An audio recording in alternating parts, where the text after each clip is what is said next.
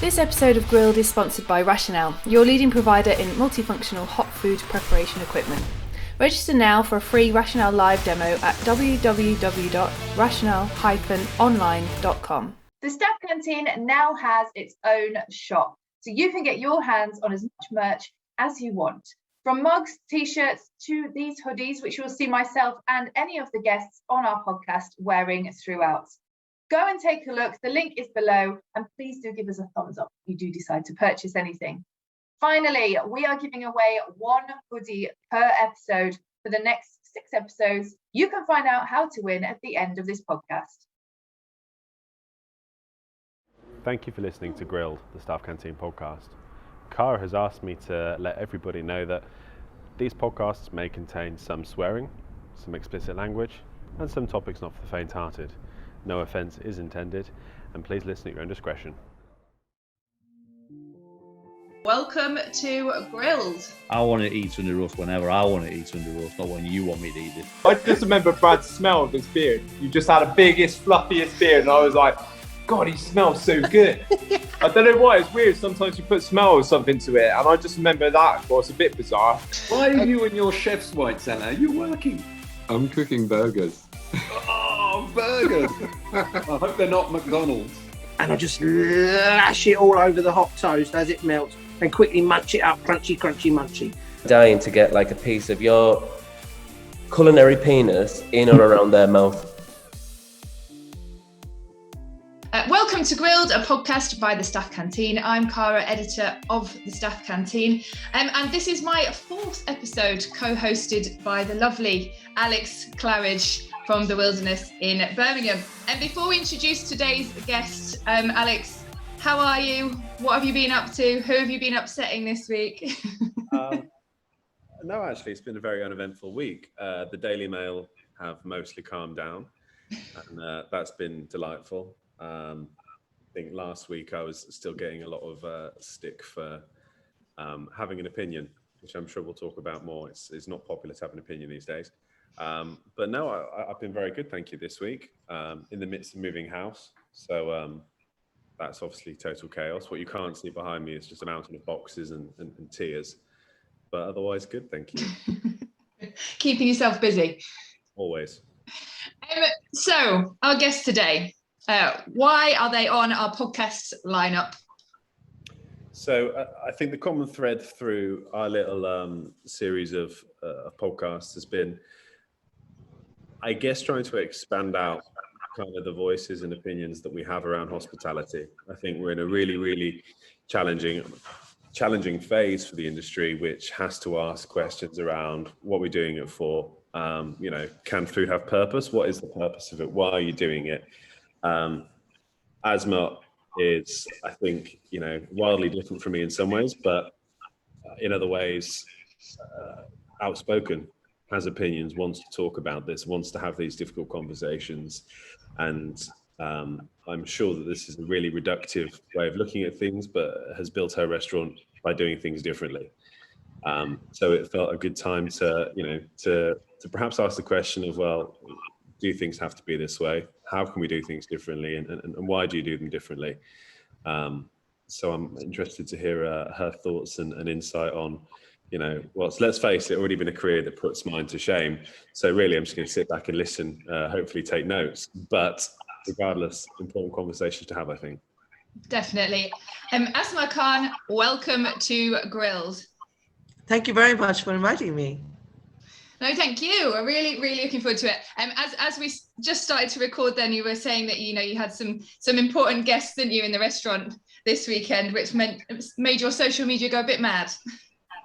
Yes, it did. I had Paul Rudd, who returned. So he's come twice in a week, which is, for any restaurateur is a huge compliment. And a repeat customer is, very valuable. This is what keeps us alive. But when they are as big as Paul Rudd and he comes back, he brought back Dan Levy with him. And it was quite exciting for us to have them back. But I just posted something without even tagging my restaurant, which is, oh my God, it's quite unforgivable not even to tag my restaurant, because I wasn't going to post it, because it kind of is not fair, just because a celebrity, you've gone to a restaurant, they post a picture everywhere. But then Dan Levy put up this beautiful post about the food he ate. He styled it, he took a picture, he took it before he ate it and said how memorable it was. He could taste the love in the food. So I thought, okay, let me post this picture. And then it was just complete. I mean, I had to put the notifications off on my phone.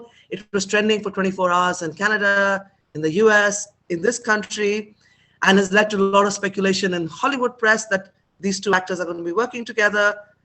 But it's very exciting for a central London restaurant to be featured at a time like this. We have been through a very hard time. I'm just the face of a restaurant in the UK, but I'm just happy that people know that we're open for business. So I'm just excited about that, it was an opportunity, obviously not planned and not done, with tagging restaurants in London or whatever, but great for all of us, I think.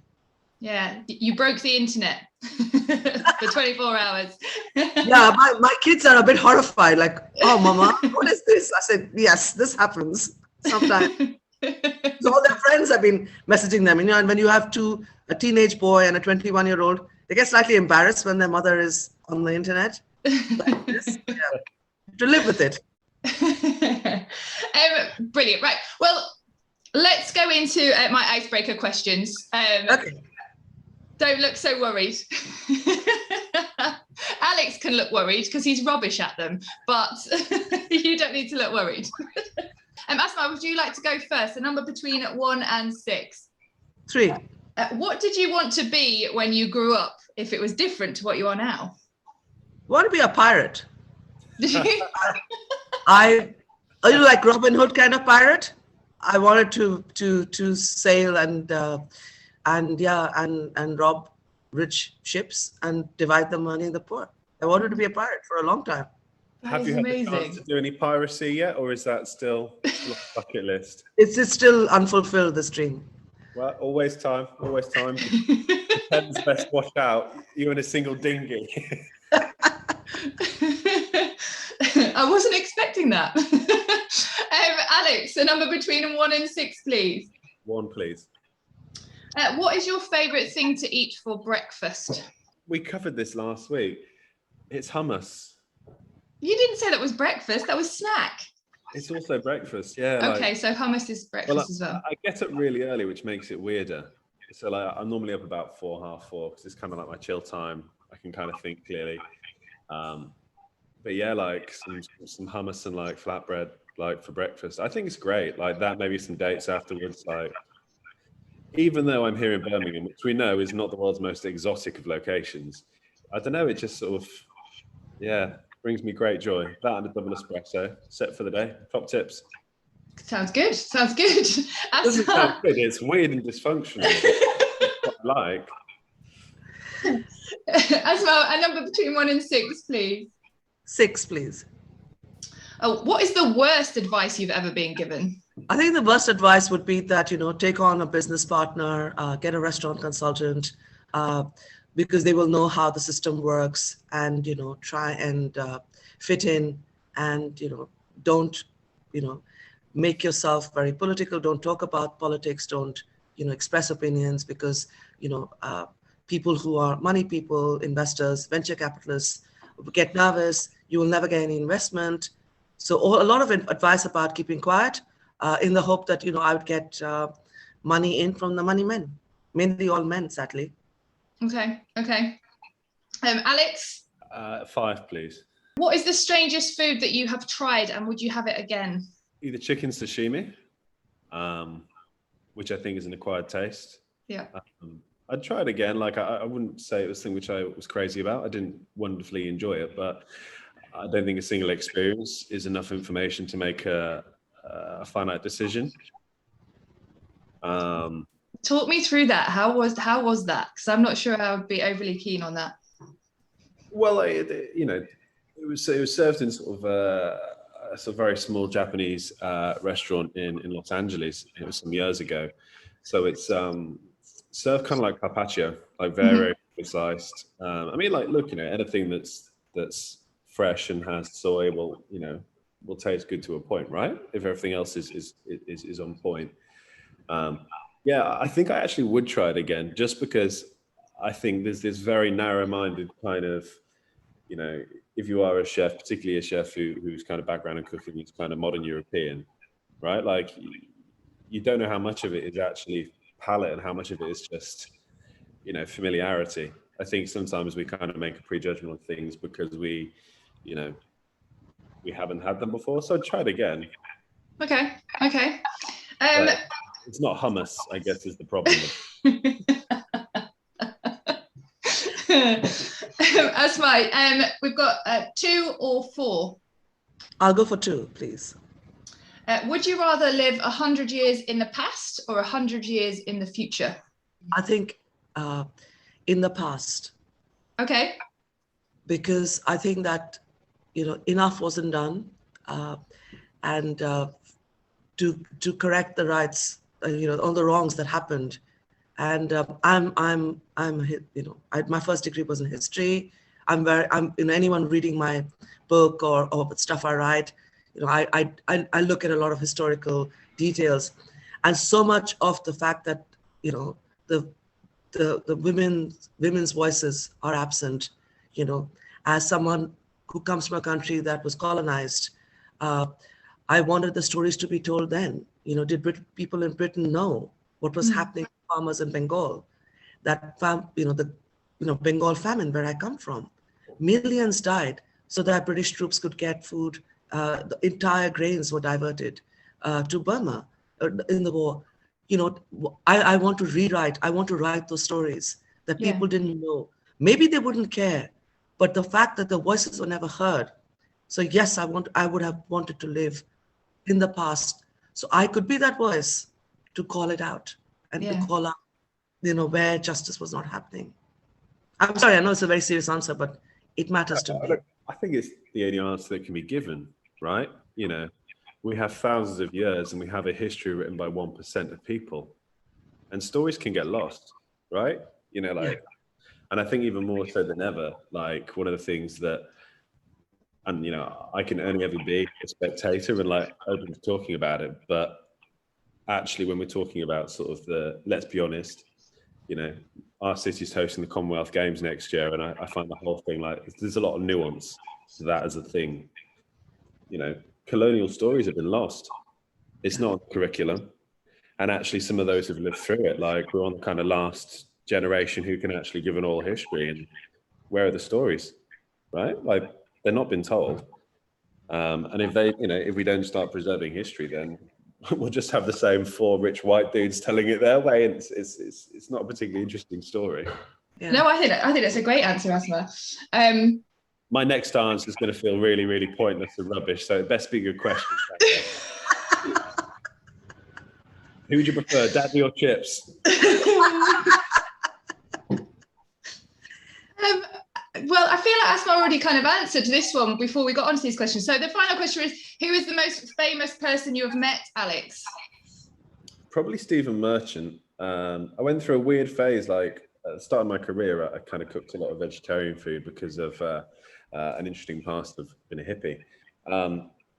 So, like, I went through a real phase where, like, Stephen Merchant, like Blink-182, Green Day, all those kind of guys, Cameron Diaz, Benjamin. My problem is that I'm just awkward. Like, I sort of simultaneously in my head, I'm like, celebrities, they're just people what have a little bit more coverage than everyone else, you know?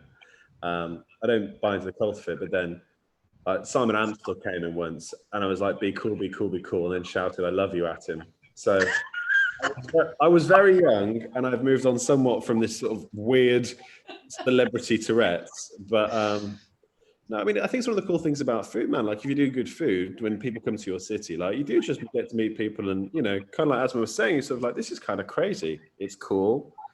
But yeah, like, you know, no one wants to know anymore. Steve McQueen once booked a table and then cancelled, and I thought about just closing the restaurant permanently, because I thought, well, it's not going to get better than that. Right. Well, I mean, I'm glad you've got rid of your celebrity Tourette's, although I feel like it will be interesting to watch.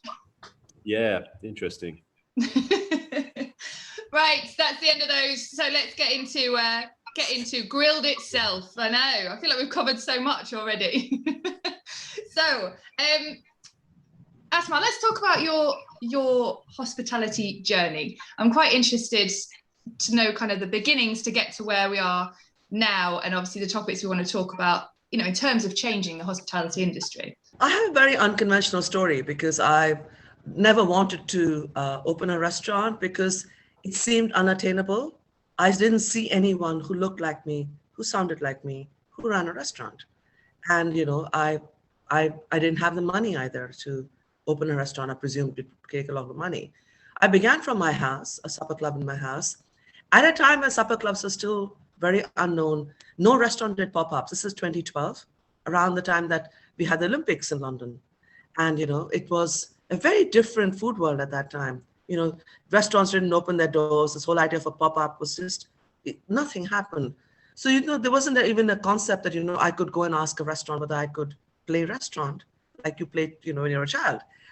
This didn't exist. But it's just, you know, something led to the other. And then I ended up in a pub running their dinner service, and was very, very unsuccessful in Soho at the beginning. What is etched in my heart is, you know, I was trying to give free samosas to people so that, you know, maybe they will book the table and have dinner. And I had done 3 nights in a row where I had sold nothing. I mean, like, nobody booked the table. Everyone just wanted to sit on the table and drink. When I came and asked them repeatedly, they said no. And one man told me, I don't want your curry, love. And I was like, you know, I'm not going to cry. I'm going to come back tomorrow. So it was not, you know, people see the success now, you know, and so many of us, and I'm sure Alex can relate to this as well, our failures are in private. Our success is very public. So I wanted to say this to people listening to this so that, you know, when you describe a journey, I always try to point about the fact that it's never a smooth road. And, you know, Faye Mashler just turned up on her 70th birthday. You know, she was at that time reviewing for the Evening Standard. She loved the food, wrote a review. I had no idea when Evening Standard reviews come out, you know, whatever. I mean, everything just exploded. We had queues. And the No Curry Loved stood for 2 hours to get a table. And I didn't bill him. I said, I hope you know why I'm not billing you. He said, I want to say I'm sorry. I said, that you stood for 2 hours. I forgive you. And, you know, so from there, the landlord of Kingley Court was one of the regulars who came for the meals, then offered me Kingley Court, you know, and Kingley Court on a second floor, you know, it was affordable. They also had a structure where they were trying to get independence in that allowed me to be able to just about afford to move in. And then from there, you know, just unexpectedly got an email from Netflix saying, we want to feature you. I thought it was a hoax letter, you know, those dearly beloved, you won the lottery. I didn't reply for 2 days because I thought, cannot possibly be them. And then I thought they're definitely going to ask me for my bank details. When I called them back, I said, I'm so sorry, because I finally worked out, I Googled the name of the person who wrote the email. And he was, you know, and I said, oh my God, they're the real people. I apologized. I said, I thought you were a hoax lottery. He said, you know, of all the things that people have said to us, this is like the most unique thing anyone has said to us, that we thought you were trying to steal your money. No, we're trying to get you to, you know, feature as the first British chef on Chef's Table. And then I finally had to move out because it was too small. But I had to wait for the pandemic. The great and the good had to fall before a female founder, restaurateur, was shown a place for 1.5 years with all the media coverage and packed bookings for 1.5 years. I wasn't shown a single place by a London landlord. And I was begging for a place. I had to move out. It was very hard. Everyone said they didn't find a place suitable. I was not suitable. And this is not to do with the color of my skin, possibly. It's to do with the fact that I was female. And I didn't have venture capitalist money. I didn't have a male financial director or business consultant. It took the pandemic. It took the board to be cleared, every piece to be removed. And that's when I realized, when the board is reset, I'm going to be queen. I'm going to get the best restaurant that's available right now in central London. And that's where Darjeeling Express is going to move. That's my story. It's a hell of a story, isn't it? I think it's a real story. I love the bit you said about failures. I actually think failure is much more important than success. Success is sort of like the last quarter of a race. And as you say, the rest of the race, like, it goes on in private, it goes on in your head, it goes on after service at like 2 a.m. in the morning, where you sort of can't sleep because you're stressed about it. And I think it's really important, like, you know, when we're thinking about how to sort of be more authentic in the discussions we have around hospitality as a career. You know, I think one of the things that I've seen is sometimes people who are coming to the industry who are young, they see the good bit and they think that that's the reality. So I think, you know, given the scale of success that, you know, arguably you could say, cool, look at where I'm at now, to go, oh, but here's all the stuff that's been really, really hard. I think is kind of the most important part. I also think, like, you know, I spoke to Cara early this morning, just to confirm, you know, all the details and tell her not to ask me any really difficult icebreakers. I think the fact that there's a mission is intangibly linked to success. I really feel like now more than ever, food for me personally, and I think maybe we have this in common, food's in isolation not interesting. Food's interesting because of what you can say, because of what you can do with it. And I think that's the real power of like the modern restaurant, that you need to stand for something. You know, when you were saying that people were like, you know, you can't have an opinion, you can't be political. I'm there like, well, food is inherently political. So what a stupid thing to say. I guess I'd be interested to sort of, yeah, I know what that means to me with, you know, food with purpose. Can we kind of do a little deep dive on that? Like, you know, what do you think food represents? What can food do? You know, you've got a gorgeous restaurant in central London, you know, fit for the vision and ambition. It's always been there. I'm sure it was there even when you were doing 6 plates at home, right? But, you know, what do you think food can, and what should food be doing, right? Like, what's the role of the modern restaurant in that desire for us to, you know, wipe the board clean? If you want to be queen, I'll be the horse fella. I think I'll do really well as the horse. But yeah, you know, what's the mission now? You know, what next? Well, I think that for me, I was always driven by the purpose to use food as a way of communicating my culture, my heritage, because I noticed this when I moved to this country 30 years ago. I couldn't recognize the food that was being served in Indian restaurants. But, you know, I'm very careful not to criticize people, because I know how tough it is to run a restaurant. So if they're successful, whatever they've done, good luck to them. They changed the palate of a nation, you know. So the curry houses, you know, I stand on their shoulder. I really respect them for what they've done. You know, I will not criticize what they serve, because, you know, it's their labor, and I will never criticize the labor of someone's hands. But I realized that, you know, no one was telling the stories. And one of the reasons was almost every chef didn't learn from their mothers because of patriarchy. In my culture, boys don't hang around in the kitchens.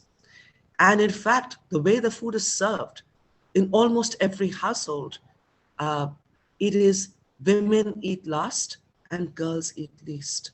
We eat after the men and the boys. The food is served to them. Just the fact that our chapatis are hot, our parathas are hot, rice is made hot. Who is making it in the kitchen? Who is serving this food? It is the women. And the thing is that I just wanted to tell the story of those forgotten faces. Women have been the, you know, they have the custodians of family recipes. They have nourished generations. But what hit me really hard is I was in the wrong impression. I thought, you know, maybe in the West, you will find women in kitchens because it's very liberated, there's equality, women are seen as the same as men. Absolutely not. Because in India, Pakistan, Bangladesh, Sri Lanka, in every house you go to, you see a woman cooking.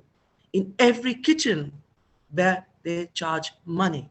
Not the destitute woman frying pakoras because she's been abandoned by her husband in a bazaar. I'm talking about a restaurant where people come in and sit down and are served. Everybody was a man. And I was so shocked when I saw the same thing here.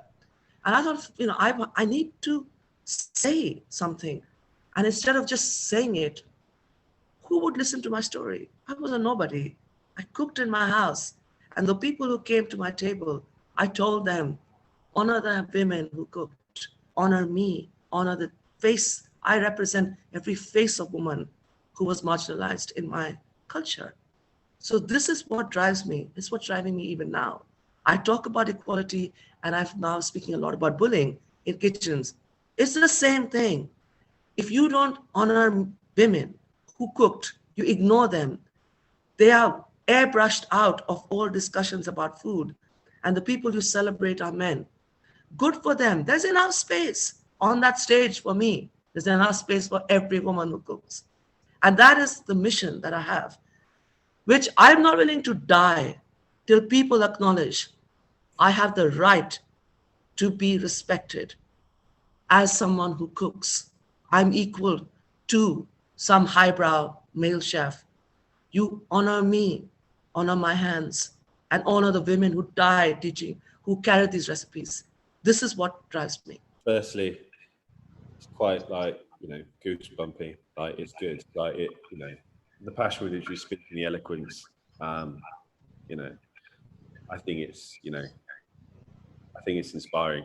And I say that as someone who is, don't worry, I'm not that highbrow, I'm certainly not that critically lauded. I'm sort of just the weirdo in the corner in the fine dining circuit these days. But I guess two threads here. Like, firstly, I guess is what needs to change, because we've always tried to be really kind of really sort of like talent is the only merit by which we respect cooks. Bizarrely, when I first started, I went through a phase where I was the only man in my kitchen, and it was awesome. Like, there was so much creativity. Like Poppy cooks, she was with us at that point. Louisa Ellis off MasterChef, Chloe, she just opened a restaurant called Verbena in Birmingham. Den, who was a student, who was amazing.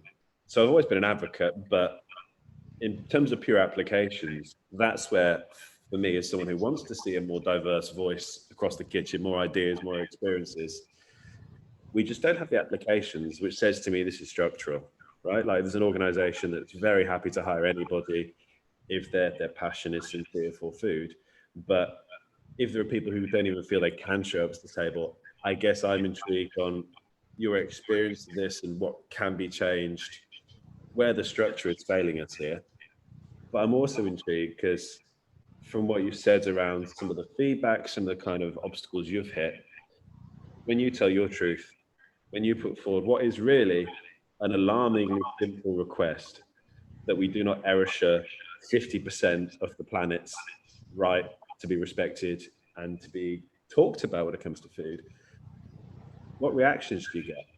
Do you feel the resistance? Is the resistance from like this unseeable, forces around it? The thing is that what I have always noticed, you are my ally. Men like you, this is not a gender battle. I don't see this as us and them at all. Progressive men with good hearts are our strongest allies, because the thing is that they reached the finishing line before us. They're going to come back and help us through. They're going to help us open the door.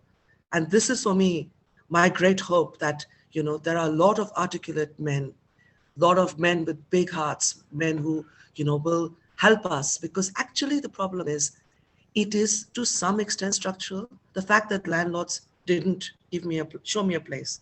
Cannot be that I was going to be unsuccessful. I had, Danny DeVito eating in my restaurant. Come on. I had, I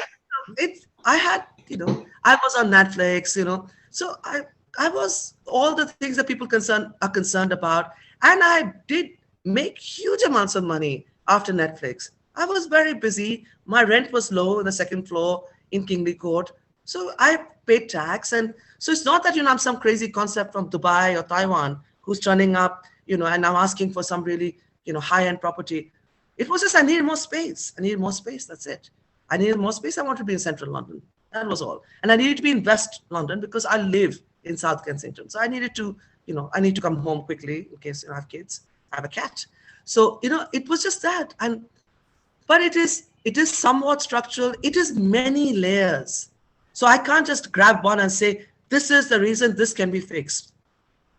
The main thing that has to be fixed, that we can play a role, all of us in this way, this is also very important. The narrative has to change in the media.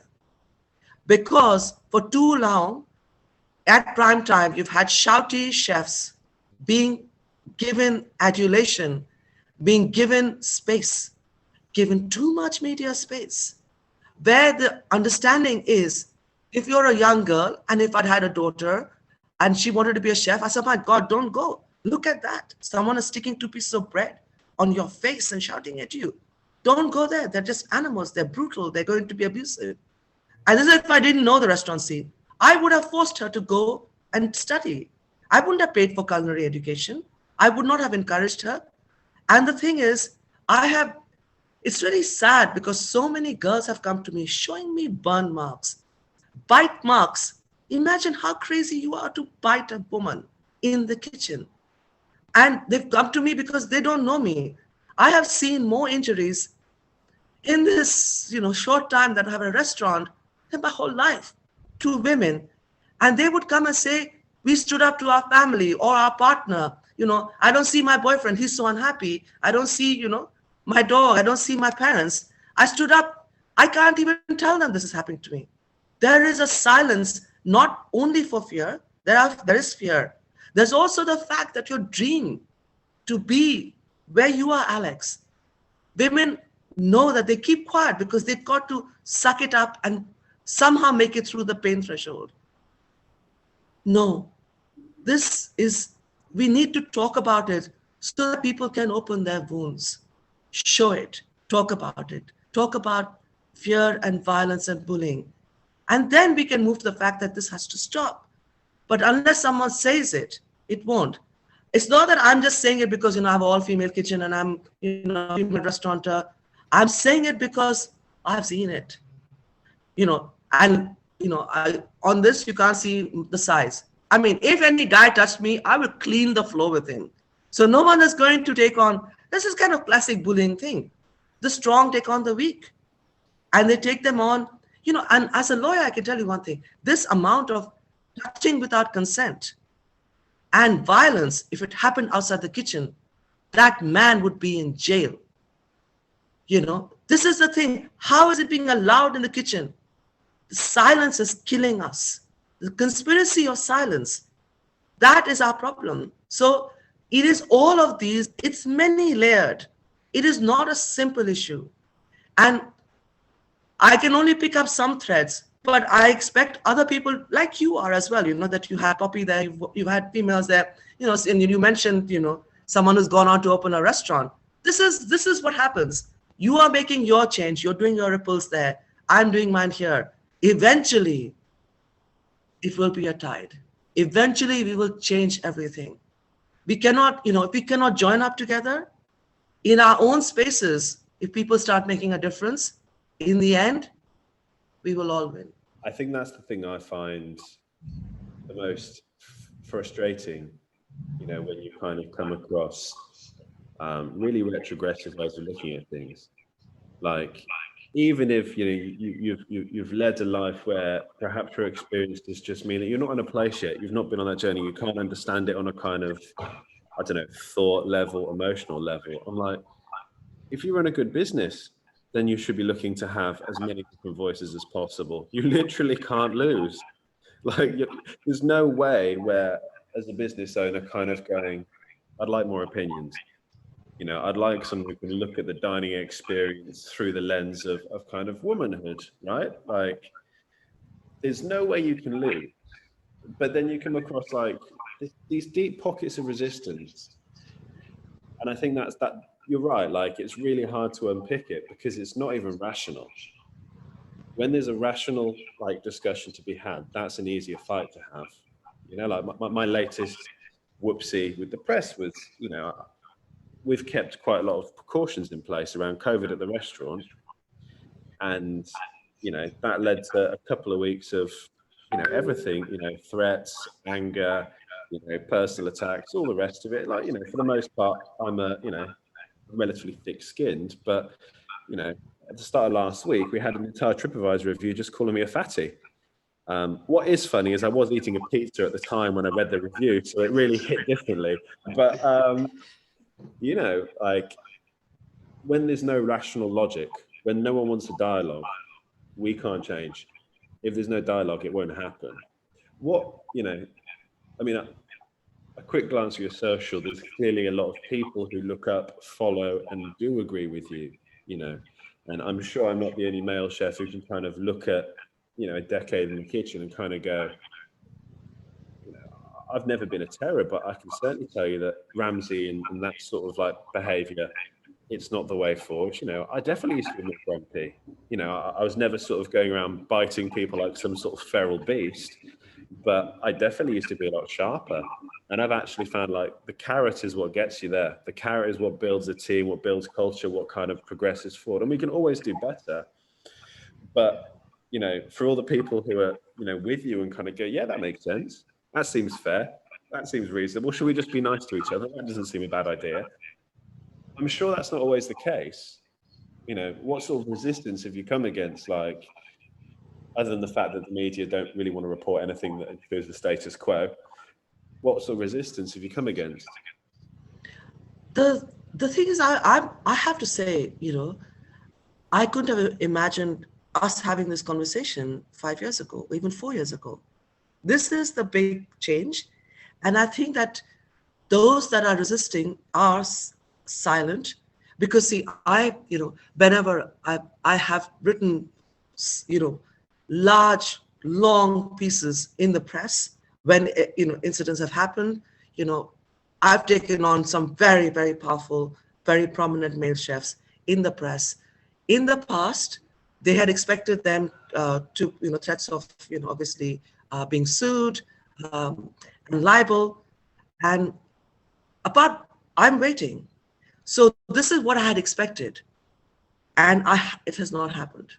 So this is quite surprising because, you know, the libel laws in this country are very, very strict, you know, and I have taken on and accused people of that, you know, the allegations. But of course, I'm a lawyer, so I can write it more carefully. And I had expected that. So surprisingly, I have not got the classic, you know, gag her, shut her down, don't give her a voice, don't allow her to speak. Let us, you and me, not have this conversation with Cara, you know, let's not feature her. Let's kind of sideline her totally. That's not happened. But what I have noticed and the kind of problem I see, and I am very careful that I'm addressing this all the time, is too much tokenism. So when there are discussions in hospitality, or there are videos, or there's some kind of panel, I look at them, I see all white faces, and I'm the only one. I pull out. Because they will not take on another person. They think they've ticked the box of inclusion by having me there. I'm harming our cause because I'm occupying the space. The moment they have me, they've ticked immigrant, Muslim, woman, older, restaurateur, also another fatty issue, you know, body image, all of this. My God, if someone wrote this in TripAdvisor, I would have bloody slayed them. You know, my GM has taken away all the passwords from because he's like, you know, please, for God's sake, because, you know, in the past, I would like, you know, absolutely, you know, I'm not going to, I wrote an article recently about the fact that the customers are always right. You know, people have been extremely hostile to my staff, you know, horrible to them and racist, you know, mainly picking on my Eastern European staff, you know, why did you stay back, you know, and writing and reviews Eastern European, oh my God. Anyway, but I've seen that there is a very, you know, the resistance is masked. I can't see them when it comes. Like, you know, they just have me, you know, I have my kind of, but they're not risking opening the doors to everybody. And we do need that. You know, I don't want to be blocking the pipeline of future female voices in hospitality. So this is our big problem. I have this issue that, you know, all the time, you know, when I'm invited, you know, I will see who's the person I'm speaking to. And then I will say yes or no. Because I really think that this is a big problem for us now.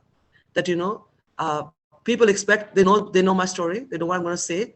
But telling my story, I'm blocking the voice of someone who's actually physically been hurt, emotionally been damaged, and whose chances have been crushed, who has been crushed as a human being and is living the rest of their life debilitated by their experience. I need this, and this is what's happening. This is where my biggest hurdle is, that I'm saying it, but those that actually also need to speak are not brave enough. But till that happens, till they also are brave enough to come on stage, I will continue to speak on their behalf. But really, we need more voices. And this is a big hindrance to the debate, becoming broader, becoming more meaningful. Not every woman can relate to me when they see me, my accented voice. The fact that I'm trying to tell the story of all women, is maybe harder. I want women who actually have lived through that. I haven't. I've always been the owner and the boss. I'm politically driven. I'm driven by justice. It keeps me awake at nights. I can't sleep sometimes. I cannot breathe. I feel so overwhelmed with just knowing that, every day I live one day less. I have less of a chance to make a difference. But yeah, it's just the fact that, there is a lot of tokenism still. One female on the board, one female here, one female in the panel, one female, and every award ceremony, you see, the token women being nominated. They never win. They never win. Why bother nominating them? Just so that, it doesn't look like, panel of, 8 men on the thing. These are all the issues, and this is not being discussed. I raise it as often as I can. I mean, I agree with that. One of the things that really grates on me, and I find it so weirdly old-fashioned, is that, if you look at, some of the more traditional, should we say, awarding bodies, and suddenly there'll be sort of like, oh, an award for Female Chef of the Year. And I'm just sort of like, for me personally, I'm sure there's lots of ways you can cut this, but I'm sort of like, well, why don't we just have a category for Chef of the Year? Because genitals seems a really, really weird thing to fixate on when we're talking about food. It's irrelevant. And it's still there. And it's, as you say, it's sort of like, I don't know, I think we've got further to go in that sense. That I'm like, if you think, oh no, we need to be more performatively engaged with this, so let's just create a little category so we can still have a box to put people in. I'm like, do you understand why you're doing this? Because that looks to me like a bunch of kind of corporate people are sat in a room and gone, well, we need to do something which looks good.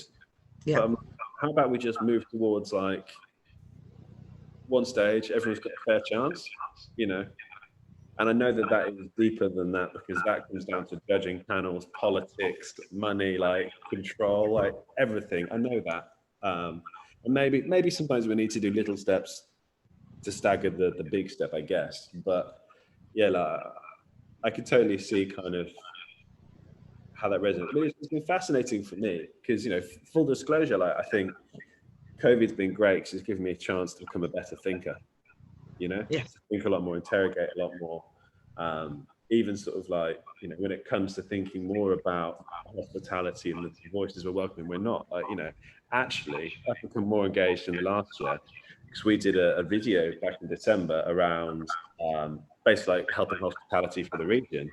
And in one of the edits, which wasn't actually my edit, but in one of the edits to shorten it for social, I felt awful, but we edited out, it ended up just being all men again. And I think that was the real opener, because I'm big enough to kind of go, oh, do you know what? Shit, that's really bad. And even if it's a system-based thing, that's not good enough. But actually, I was the one person going, do you know what? Yeah, we could do better. And I should have checked the edit. However it came about, we could do better. This doesn't speak for the city. I'm really sorry. And we started a group for that to try and get more people talking. But actually, loads of people were there trying to defend the video. And I know that's a weird flex where you're sort of people are trying to defend a mistake you've made. Yeah. But I'm there geez, if the only person, you don't want to stand up and go, do you know what? There's complexity and no one wants to how that's happened is a problem. But I take ownership. I believe massively in active ownership. If you're a part of a project, whether it's your mistake or not, it is your mistake. Don't try and sidestep. And I realized that no one else saw an issue with it. And like, even in trying to have those discussions just regionally, I'm like, you're right, people don't want to talk about it. People don't want to talk about it. And I think, I've tried to use that as an opportunity to be like, well, do you know what? You're right. For those of us who have, a head start on all this, if we don't start going, let me open that door for you, please take my space on that stage, or indeed, let me shut up and please, can you tell me what we can do better on? Like, it's hard, but, the discussion still is 5%, 10%. Everyone else is just, hospitality's so hard. Oh, it's been such a difficult year for us. Give us a break. It's been really difficult. But I guess, like, I don't know your experience with restaurants. They're always pretty hard. Yeah. If we wait for a good time where it's like, you know what, I'm not stressed, everything's easy. Yeah, we can have difficult conversations. They'll never happen. I wanted to speak to you both about, obviously, how it is important to have these discussions. And like you said, Asma, you can tell them, but you want other people to feel like, that they're brave enough to tell their stories as well. Do either of you worry that people looking in on the industry that we would maybe want to come and work in the industry, they might go, oh, I don't want to be a part of that, because it's a discussion that is quite intense at the minute, isn't it? Does it worry you at all that kind of unintentional negativity, that people will see it as an industry and be like, oh, I don't want to be a part of that? I think it's short-term versus long-term thinking.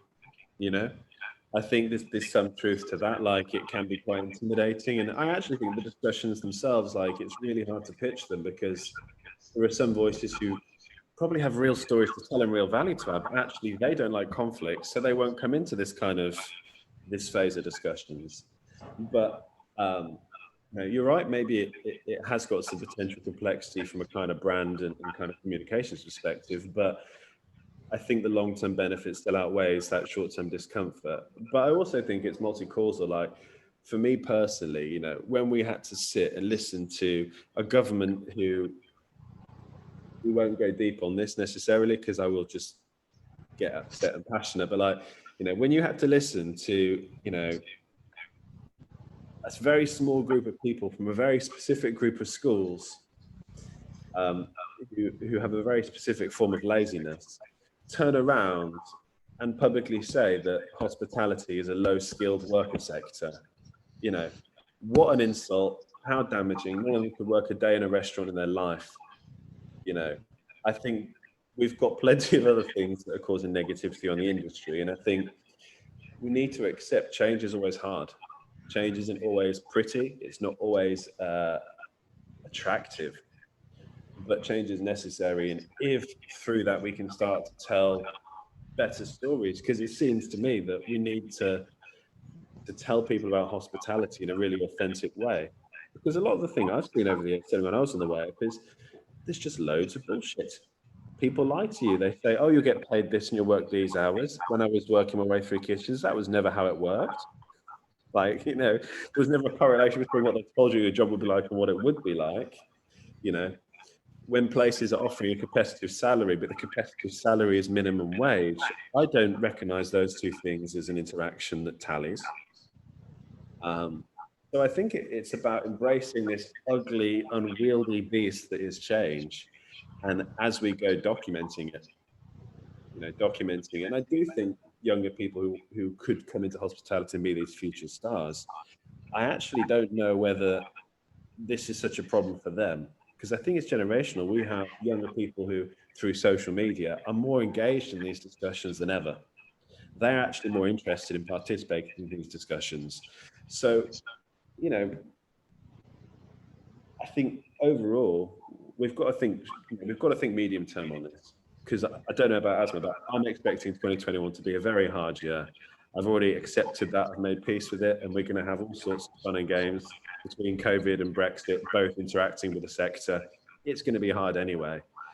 But if at least there's a goal we're working to, I think that's probably worth it. Yeah, no, I completely agree with what you said, Alex. And I think that, this, there is this generation are activists. Just look at their reaction, to what they're eating, push towards a lot of young people eating plant-based food, the environment, there's an understanding. And I think that, yes, they can deal with it. I think Alex is right. It's important to, have a realistic thing, because this whole idea of, you look at contracts and you think, my God, this is like, look good. This is exactly what he said. And that's not what happens. And I think that, this kind of simmering sense of injustice and unfairness, how is it that slavery was stopped, colonialism ended, women were allowed to vote? In the end, as I've said before, you need the voice to stand up. And this is how in history, change has happened. When people have watched for a long time, how did these terrible things end? They ended not by people saying, oh, this is a bit awkward and, let's brush it under the carpet. That didn't happen. A lot of people did brush things under the carpet, but the brave did speak up. And this is that young generation where they know, they understand that change happens and they can be part of it. I'm very optimistic. Yes, I know 2021 is going to be awful. I wish there was a way of deleting this whole year and us moving on. But we're just going to have to live through this kind of pain. Brexit, as Alex says, Brexit and COVID is sunk us. But now, we just have to survive this thing through. It will be not the fittest to survive, but also the ones with big hearts. The brave, the ones who are deeply rooted in the community in which they cook and serve. It is those people who will be still standing in 2022. Because those who are just here for the glamour and the money is a joke. I don't really know who makes money in restaurants. But those who are here for the glitz and the glamour and the fact that, this is a good investment, have all deserted the boat. They've jumped off. So we can reset, because those like Alex and me and the lots of us who are staying on, who will fight on these battles and live to tell the tale. And this is the change that will happen. In some ways, I know COVID sucks. I've lost so much money. I'm sure everybody else has in hospitality. The whole thing is that, we have now understood. We have understood that, we will all come out of this, changed. It's a bit like, this whole thing of, what happens to a caterpillar. We've been through hell. We will all emerge stronger and more beautiful, I think. I know maybe I'm just, I agree with the stronger bit. I have to say, given the state of my face and the grey coming from my beard, I'm not sure more beautiful is achievable. But Asma, I know you've also been quite vocal about the guides within the industry taking some responsibility for this change as well. So should we discuss that and why you feel like they need to be a part of this whole movement? Well, the thing is that, first of all, I have got involved with a trade union of chefs. I think that this generation of people who were born around Thatcher's time and what Thatcher did to unions and solidarity, the erosion of, mining communities, trade unions. And I think that there isn't this concept that we are all in together. And just because there is no other way of getting people on that table to come and have a conversation, I just thought this would be a way where you hit them where it hurts, because the accolade of the Michelin star or rosette is of the chef. This is what they're all aspiring to. And most of the abuse that you see now, a lot of people said, I didn't want to be kicked out of a Michelin star restaurant. So I suffered because I wanted to gain experience. So if you take away that glittering prize from them, I know it's going to be hard. And if Michelin eventually had to respond to my statement saying there's no way of us monitoring, but for us, we want to make sure that the work environment in the kitchen is good. How is it, I'm sure, Alex and all of us who are restaurateurs will know, we all live with this constant threat of EHO turning up. We do our health and safety. It is that risk that they will turn up to monitor why we still label our boxes, check everything is okay, make sure the temperatures work. Why are we doing this?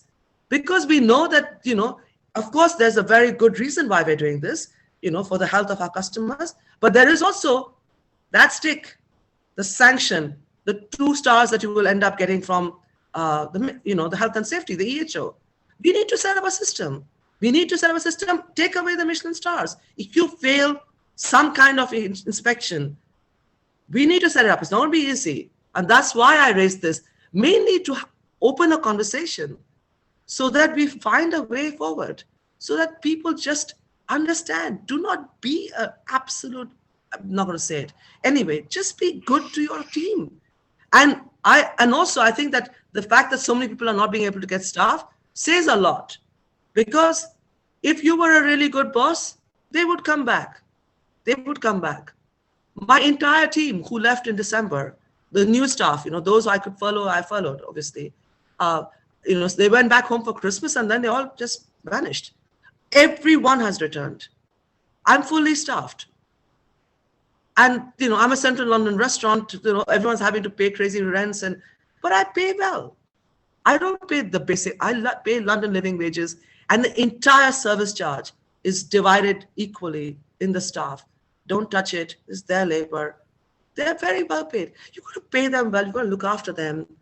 I think I agree. Like, I don't, as someone who, for very many years worried about guides and the accolades, COVID was great because I really it's not a consideration for us or our restaurant. It's not a yardstick with which I kind of make choices anymore. And, we often talk about it with the team. It's sort of like, do you know what? Some of the best stuff we get to do is because we don't have the preconception. We don't have the idea of, oh, we're somehow part of a club. We have to fit into it. We'll just do it our own way. And I guess COVID brings you up pretty sharp and look, I need the business to be sustainable. I need to be profitable. I want my team to be happy, my guests to be happy. Someone coming 2 or 3 times a year with a fake moustache on, or however they choose to disguise themselves, is not going to make my business. It's just not.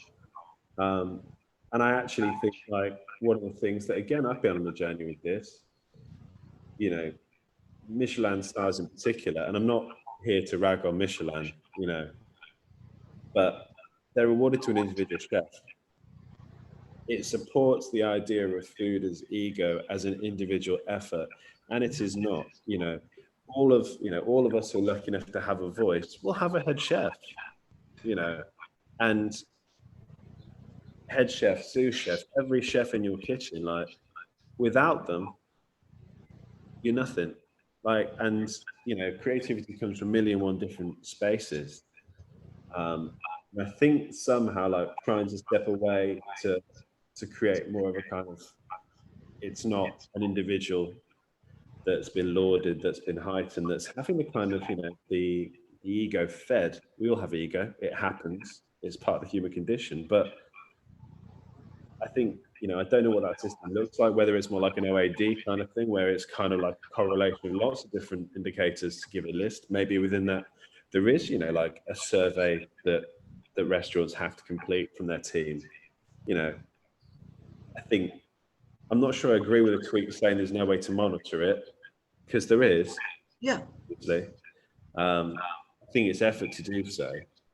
But I think guides just, they have their place, I'm sure. And for those who really value them and it makes them feel great, brilliant. But even our first guest, Dom, Dom Robinson, who's a very open, a chef who's been through a lot of personal change. Dom even said he always thought getting a Michelin star would be that thing that made him feel complete, made him feel happy, would fill that hole. And like he said to you and I, Cara, it just didn't. Mm. The external will not fit you. The external will not bring you the validation you seek. And actually, I think it creates this pressure cooker of if you don't have it, you're so scared you need to get it. If you do have it, you're so scared you'll lose it. There's some things in that I don't think necessarily help us.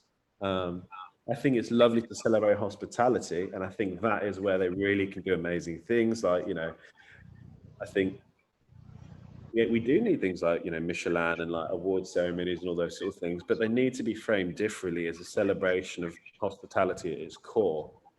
Because we need positivity. It can't just be sort of how are you? Oh, I've lost all my money. Oh, what about you? Yeah, me too. We can't just have that as a conversation. but I do wonder whether there's a more eloquent way for us to, to do it. And yeah, I mean, it's just listening to that response that, oh, there's no way to monitor it. Like, that's really made my head tick, because I'm like, one of my least favorite expressions in the kitchen, I don't know if that resonates with either of you, but like, it is what it is, needs to be banned from kitchens.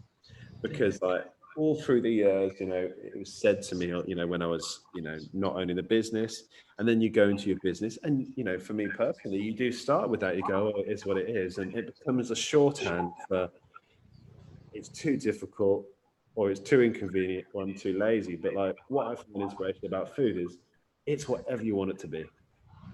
Like, take it apart, put it back together, do it differently. Like, it isn't what it is. It's a shorthand, it's a laziness, and I don't think we should perpetuate it. If you want something to change, you can change it. I mean, I'd just like to go back to you saying, obviously, you're fully staffed and all of your team came back, Asma, and I'd quite like to finish on that. That's like a real positive, and it must be an amazing for you to open up and have your team there. And yes, it is a tough year, but is it good to be back?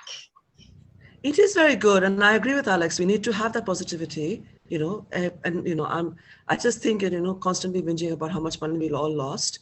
People have lost family members. People have lost their health. There's long COVID. People have lost their jobs, parents, siblings, children. So I think that, everyone has lost something. This has been a great leveler, but we should be positive, and I'm very proud. And this is why I always, every night I come up and I make a speech with my guests and I talk about my staff, who they are. And I tell them that, yes, they're serving you, but please look after them too. I don't want these aggressive, abusive customers. And this is shocking, people not wanting to pay, running away without paying. I went through all of this for the first week. I think, after the year we've had, people ran away without paying their bills, in my restaurant. And it's just shocking. But, I want to focus on the thing. We're all driven by passion. We cannot work this hard. We give up so much time that we can be doing other things. This matters to us. It is our calling. It's not just something, it's not a career we're doing. It is be driven by a calling to cook, to serve, to feed, to build teams, to nourish and nurture teams. So I think that, there's a lot of positivity that, restaurateurs can speak about, and we should be talking about that as well. There's a lot of horrible things happening as well, but we can talk about both. But we should always end, like we are now, on a positive note. There's hope, and, for all of us who have been lucky enough to make it through the pandemic, we will survive, and we are all changing in many ways. Even I have learned so much about myself. I'm 52, you've been through a lot in life, but I feel it was an education for me this 1 year. I discovered things about myself. You have to find the silver lining. The silver lining is, I think, what matters is more apparent than ever. And I actually think perhaps there's an appreciation for just how important breaking bread is, fundamentally, as a kind of cultural act. I think, I don't know about you, but like, for me, I go to restaurants, I'm still just filled with like the joy for the littlest of details. The difference that, great service, the difference, the human connection, the kind of this deeper need to come together for food and to kind of be nourished and nourish likewise. I think for me, it's grit your teeth. We'll work our way through some of the unexpected. Be kind along the way, because everyone's got their own like challenges, and even the angry folks, it's hard to still be kind, because I just want to say really rude things, but we don't know their journey. You don't know where the anger is coming from or why it's misplaced and all that stuff. But I do think we have the chance to rebuild, and like, if this is an issue of positivity, like, we have a better generation of thinkers in restaurants than ever before, and we have the public who weren't allowed to go out and eat for such a long time, but restaurants no longer just restaurants, right? Like, we have the chance to be much more, I suppose, relevant, and be mindful that what we do is more than food. And if it's not more than food, then you're not going to last. So I think that's a nice thing. And I think it's awesome hearing your thoughts, hearing your story, and just your passion. To be passionate over the medium that is Zoom, which turns all of us into sort of a 2D blur. Really cool thing. So thank you so much for sharing it with us. Yeah, thank you, Asma. And I think, like you said at the very, very beginning, that even if just some more people are listening to what you're saying, it gives them, that they want to speak out and be a part of what you're saying and what you're doing as well. Just even if it's a few more people, then it's definitely worth the conversation, isn't it? So thank you so much. I really, really enjoyed it. You've got Alex's head ticking, which is always quite dangerous. So God knows what's going to happen after he gets off this call. But thank you both so much. I've really enjoyed it. Thank you very much. Take care, Alex. Take care. Bye. Bye, Cara. Bye. Thank you. Bye-bye.